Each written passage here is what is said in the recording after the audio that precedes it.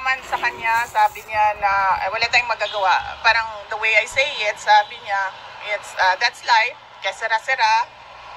But then I told him na some instructions on what to say and what to do. Pero sa totoo lang, dapat hindi talaga yan umalis ng bansa si President, former President Rodrigo Duterte. Pag umalis po, susunod po ba kayo? Yes, meron na pong arrangements kasi kailangan ko kausapin yung mga abogado doon kung saan man siya dalhin. Pupunta kami, ako, at pupunta yung mga abogado and doon kami mag-uusap kung ano yung mga gagawin. Ibitingin niyo ba tama yung naging proseso sa warrant of? Ay, hindi talaga. Kasi nakalagay sa rules ng ICC, the defendant should be taken to a court, a local court. Dapat dinala siya sa korte. At yung proseso natin dito sa loob, yun yung masusunod para sa pag-implement ng warrant. What were your instructions to the former president? What were your instructions to your father? About the legal matters lang, no. So sinabihan ko siya na kung ano yung sasabihin at gagawin for his lawyer. Bibi, ano pong plano niyo? Bakit po kayo nagpunta dito? Gusto niyo po ba sana makausap din si father? Yeah, and then sinabihan ko din siya na huwag tumanggap ng pagkain sa katubig kahit kanino. I understand, nag-prepare sila ng go bag. Nag-usap kami kanina doon sa assistant, maghanda ng go bag. So, Hindi kayo pinapasok? Ano pong plano niyo dito ngayon? well, nag-aantay ako. Papasukin nila dahil gusto ko makausap personal. Mahirap kasi sa video call kasi choppy. Ginajam nila yung signal. Kailangan ko siya kausapin. Ma'am, kahit ano mangyari. Maraming sa iwanan. Ano pong sabi sa Maraming salamat. Bibi, sana sabi ni Attorney Raul Lambino, nagrant na daw yung TRO. Any update po dito? Wala po akong update sa temporary restraining order ng Supreme Court. But as I said, lahat ng mga tao dyan sa loob ng base at dyan sa airport, kung Pilipino ka, hindi ka papayag na ginagawa ito. Were you surprised? Bibi, tumanggi daw po si... Were you surprised by this scenario, or is it something that you expected? The moment that I was still in the cabinet when this was mentioned, and the moment that I talked to the Justice Secretary, and then I noticed that he had very vague answers. We already started to prepare, but I have a different set of lawyers than President Duterte. So we have a book about what to do and all the research materials about ICC. So that is what we did, and then we shared our drafted petition. We had two for me. We shared it with the team of PRR. VP, I know this may be a sensitive question, but have you reached out to the President itself regarding the matter? No, Why not? because the way that they are doing it right now, there's no talking to the President. Because it's very easy for him to say, do not turn him over to the ICC. You can detain him here, wherever in the Philippines, but do not send him wherever the ICC says. You have a message to BBM. If ever na madala ngayon sa Dahig si dating Pangulong Marcos, kailan po ba lang Ay, siya, padala mo doon. Oh, sorry. At dating Pangulo na siya, Yes. very soon. Ano? Very soon, why? Ano If talaga mo? if ever Ano na po dating message niya niyo ngayon kay sa Dahig, BBM? kailan po kayo susunod ko? Okay. Well, nag-aantay. And then, immediately, pag pinilit nila kung ano yung gusto nila at hindi yung tama, susunod ako. Kasi kailangan ko kausapin yung mga abogado doon. BBM message why? to the Bakit BBM. personal na po? Ha? Sa tingin niyo po ba nagiging personal na po? Oo personal. Nakikita niyo naman, nakafile sila ng impeachment ng ang basis nila is hearsay and gossip. So, it's very personal. At sabi nga, ng lahat ng kumukwestiyon sa ginagawa ng administrasyon ngayon, this is a diversion from the failures to deliver good governance and decent public service Message niyo to po the kay Filipinos. Message po kay PBBM. Wala akong message sa kanya. I don't think there's talking to a person who will allow a citizen to be turned over to foreigners. VP, can you confirm hindi ba kayo pinayagan pumasok or nakita kayo ng clearance? Hindi kami pinayagan. Ilang beses na kami paulit-ulit. So, hindi kami pinayagan. Sara, bilang simpleng mamamayan, ano yung pwede namin magawa para kay Tatay Diggs? Accountability. Transparency and accountability from the government. Tinatanong natin kung anong nangyari sa PhilHealth, diba? Tinatanong natin kung anong nangyari sa budget, diba? So, huwag nilang ilihis yung usapan sa mga gawa-gawa nila na mga akusasyon. What's your message to the critics of the former president saying that he had it coming? What's your message to the critics of your father that he had it coming? There is no legal basis at all to turn over or to endorse the former president to ICC. So, wala silang kung para sila sa justice at sa batas. Walang batas dito eh. So nasaan sila? So does that mean na parang he had it coming even if hindi sumusunod sa batas? Kaya nga sabi ko kanina, diba? Sabi ko, gagawin nila kung anong gusto nila kahit hindi tama. Gagawin nila kung anong gusto nila kahit mali. Ma'am, tumanggi na po yung DFA. Sabi ng DFA, hindi sila nakikipag-usap sa ICC. Pero may info, ma'am, na ang nasa likod daw po ito is si former Senator Trillanes. Trillanes talaga yung... Well, siya yung nag-file. Diba? Siya yung nag-file ng complaints and siya naman yung nagbibigay ng updates about sa ICC. Lagi naman tayo yung ina-update ni Trillanes sa mga nangyayari sa ICC. So, yes, of course, siya din ang nasa likod nito. Ma'am, next move lang, sorry ha. Kasi crucial na itong gabi ito, pag hindi may labas yung PRO, ano next move nyo? Hindi ko alam. Hawakan ko ba yung gulong ng airplane na yan? So, i-stop ko. How are you feeling, ma'am? Yes. Sinasabi ko lang sa inyong lahat, kung Pilipino kayo, huwag kayo pumayag na ang isang Pilipino ibigay sa mga dayuhan, lalong-lalo na pag labas na sa batas yun. It's actually some sort of, I don't know, what do you call it, state kidnapping? Parang ganyan na yung nangyayari. And all because, Ay, tumagahin kami dito, para kay Duterte to. Tama. and Para all kay Duterte to, para tumagahin tayo. because,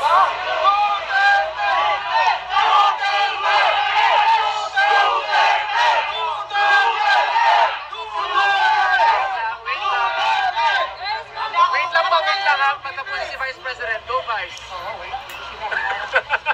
Go, Vice. kalimutan. Wait, ano? Kahit tumagahin kami dito. Sa TRO, ma'am. Kalimutan. State kidnapping. State kidnapping ka na lang. Yes. And all because mukhang matatalo sila sa midterm elections dahil ang lakas ng votes rate sa 9 candidates ng PDP laban. At mag-ingat kayo ha, I warned you about the budget. I'm warning all of you about election cheating. VP, who do you think should be held accountable dito sa mga nangyari senaryo ngayong araw na to? Sino? Ang entire administration.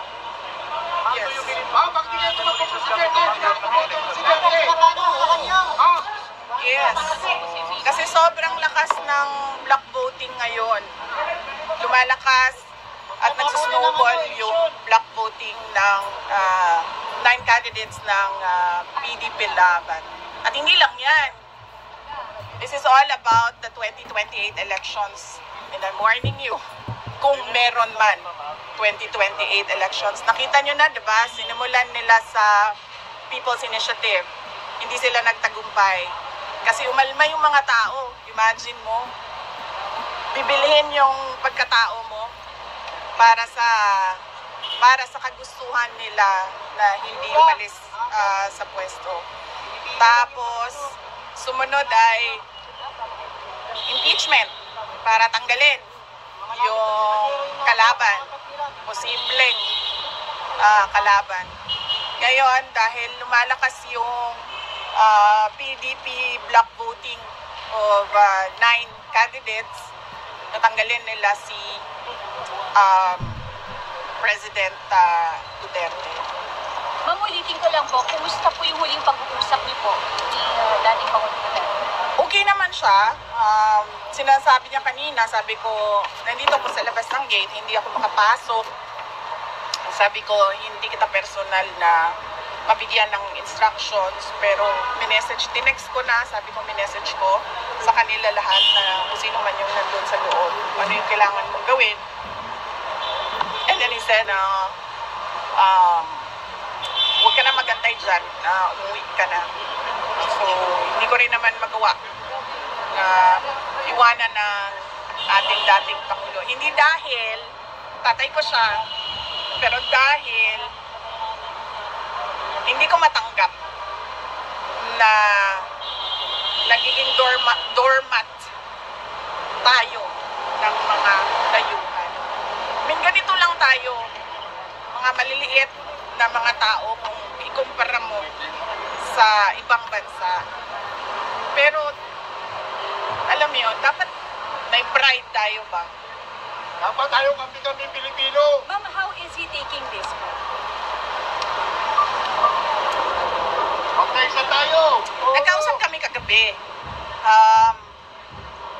And it was okay naman. Sabi niya lagi, idaan lang sa legal. Idaan lang sa legal. Yun ang sabi niya. Kaya yung discussions din namin, legal na. Kumusta yung kalusugan niya? Kumusta yung kalusugan niya? Anong napag-usapan about this? Oh, yan ang hindi ko alam kasi kung ano yung kanyang mga gamot, ano yung kanyang mga health conditions. Ang pagkakaalam ko, meron talaga siyang mga health conditions, kaya siya may nurse na kasama lagi. And then meron siyang mga gamot at meron siyang mga gadget na kailangan na kasama niya lagi din. Ang pagkakarinig ko kanina, mataas yung sobrang taas ng blood sugar niya, kaya nag-insulin sila. Ma'am, how true are the reports na nangingi daw po ng asylum si former President Duterte sa China and what was denied by Wala. I was there in Hong Kong. Wala siyang kausap from the Chinese government. And in fact, sabi niya, kung maalala niyo, 4 p.m. yung flight niya sa Cathay Pacific, di ba? Sabi niya, agahan natin ng 7 a.m. Para makabalik na ako sa Pilipinas. That was willingly surrendering himself to the jurisdiction of Philippine authorities, not the ICC. Ma'am, habang lumalapit yung eleksyon, ma'am, tumitindi yung personal na pagkikipit. Sa tingin nyo, babaliktad din po ang lahat? Kaya nga sinasabi ko kanina, sir, nandyan yung tao. I mean, tagalin man nila si former President Duterte sa equation, sa midterm elections, nandyan yung taong bayan at lumalakas yung block voting ng PDP 9 candidates. Pero sinasabi ko sa inyo kanina, mag-ingat kayo sa election cheating. Matindi ito. Since tapos na po yung alliance with President Marcos, may we know kung meron bang discussion before during the campaign tungkol dito sa ganitong issue na ito? Kung you ask President Marcos, meron bang promise About the ICC? No. We did not discuss anything. ICC. discussions before this? No, with President Marcos, no. There were no discussions with President Marcos except that I wrote him a letter and then he replied regarding the ICC and that there will be no cooperation with the ICC and we will release that letter. How are you feeling Bago now? How are mag-iis you Mr. feeling? Diaz, sino ba kasama niyo sa plane? Ako hindi ko alam. Sorry. Alam ko lang yung mga hindi nakasama sa plane, yung nasa labas. Kasama si Kitty, hindi ako nila kasama. Nandoon si Kitty sa labas, yes. And Common Law, kayo nasa labas. Yes, si Hanilet nandoon din sa labas. Ma'am, so sino yung tatlo ma'am nakasama? I'm okay. Ano lang ako, kulang sa tulog dahil nagbiyahe kami kanina. Pero kumain ako kanina, huwag kayo mag-alala. Pero as Hindi Vice President, iinit ang ulo ko. as Vice President, hindi ka pinapayagan lumabas. O parang kung nagagawa yung you're supposed to have power here. Wala tayong magawa eh. Kung susunod sila sa yung Philippine National Police, kung susunod sila sa illegal na mga orders, wala tayong magagawa. Yun yung desisyon ng Philippine National Police eh. Mag-implement sila ng illegal orders. That's what they did with Yusek Zulaika Lopez. So it's not surprising that it is happening now. Ma'am, may mga balita na kayo daw po, dinadawit po kayo dito po sa issue ng ICC. Sa tingin niyo ma'am, baka kayo na po ang next na president after this? Oo, sinabihan ako ng nanay ko. Sinabihan ako ng nanay ko, sabi niya, mag-ingat ka dahil ikaw ang susunod. Handa na ma'am. Anong handa? Kung maghahanda na Pumasok harapin, doon handa na sa- para malampasan, mapagtagumpayan. Iniisip ko lang ang gastos sa abogado eh. Magastos kasi ang mga abogado. So yan lang naman yung concern natin sa ngayon. But so far, napaghandaan din naman yung gastos para sa mga abogado. Okay lang. Yes, my mother warned me about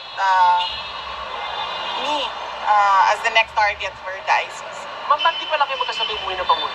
Parang pinapalayo ka ba niya sa circle na huwag ka na idamay ng pamumulitik? Hindi. Kasi ano kami, kung napapansin nyo, kahit dati, hindi kami nagsasabay sa airplane. Silang mag-asawa or kaming mag-ama, hindi kami nagsasabay sa airplane. Kasi pag nahulog yung airplane, mauubos kami lahat. Kaya never kaming nagsasabay sa mga airplanes. Kaya hindi rin ako makapagsabi sa loob na sasama ako sa airplane na yan. Ma'am, ito po nga private plane, itong chartered plane na pinagsakyan po kay PRRD. Pag-aari daw po ito ng isang congressman na si Congressman Zaldico. Tama po ba? Hindi ko alam kung sino ang may-ari nung airplane. Pero nung nakita ko na sinasabi nila na galing sa Pilipinas lang yung airplane, nakikita na natin na Private. hindi, ibig ko sabihin, ginagawa nila talaga. Ma'am, may labag po ba dito ma'am sa paggamit ng private plane? Yan ang hindi ko alam. I have to talk to ICC lawyers. Sa ngayon, ang alam lang namin is dapat siya dinala sa local authorities, local court. Ma'am, nag-a-update po ba sa inyo sila Atty. Torion at Atty. Vic Rodriguez tungkol po sa certiorari petition? Hindi ko pa nakausap si Atty. Vic Rodriguez at si Atty. Torion. So, ang nakakausap ko si Atty. Martin Delgra ang nakakausap ko and si Atty. Harry Roque. Ma'am, pag naisakay po ba si former President Duterte papuntang Netherlands, do you now consider to run for 2028 presidency? Hindi pa yan yung iniisip natin ngayon. Ang iniisip natin ngayon, unang-una, hindi dapat makaalis si President Duterte dito sa Pilipinas. At pangalawa, kung pipilitin man ng gobyerno na ipadala sa Hague si former President Rodrigo Duterte, paano natin siya mapabalik sa Pilipinas? Yan lang muna yung kikasuhin natin sa ngayon. And of course, yung pangangampanya ng 9 candidates ng PDP laban. Ma'am, sabi nila ma'am, may sinabi si Attorney Trixie Angeles, ngayon lang po ma'am, after po na maisakay sa chartered Lear jet, si PRRT. Ang sabi niya po, kapag pumalis itong aeroplanong to, mananawagan tayo ng people power. Ano po yan si ma'am? Hindi ko kasi nabasa or narinig yung kanyang statement, so hindi ako makakomment sa kung ano nasabi ni Attorney Trixie. Pero sinusuportahan din po ito ma'am? Hindi yan ang concern ko ngayon. Ang concern natin lahat ngayon ay paano mapanatili dito sa Pilipinas si President Rodrigo Duterte. So tulungan ninyong ng taong bayan, tulungan ninyo kami mag-isip kung paano natin yan magawa na hindi siya umalis dito sa Pilipinas. Bibi, sabi po ni Attorney Delgra, huling-hiling po niya ng nakita kayo, nakausap kayo, pero hindi pinagbigyan. How do you feel about it? Well, hindi na nakakagulat yung ganyan na klase na paggigipit sa kanilang parang I was born in 1978, no? So hindi ko na masyado pa akong bata para maalala ko. Pero kung tanungin mo yung mga senior citizens ngayon kung ano nangyari, matindi daw talaga panggigipit, oppression, abuse, and greed, sabi ng mga nakakatanda. Pero ma'am, kumpiyansa kayo na hindi makakalipad ng aeroplano? Wala akong confidence sa kahit ano ngayon, sir, kasi nakikita nga natin kahit ang Republican sumusunod sila sa mga illegal orders. So, kahit kita nyo naman yung pag-file ng impeachment kahit walang basehan. Diba? Okay? Final words.